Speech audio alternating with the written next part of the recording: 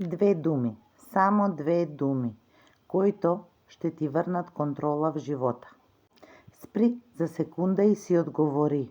Колко често се съобразяваш с чуждото мнение? Колко енергия губиш в опит да угодиш? Колко пъти отлагаш себе си заради другите?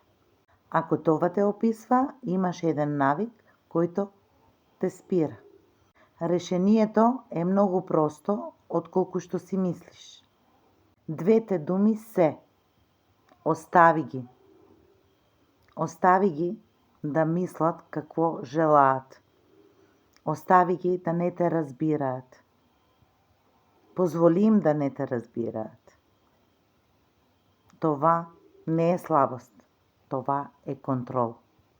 Точно тогава, когато спреш да управляваш другите, тогава започваш да управляваш себе си. И тогава идва спокойствието, идват резултатите, идват решенията.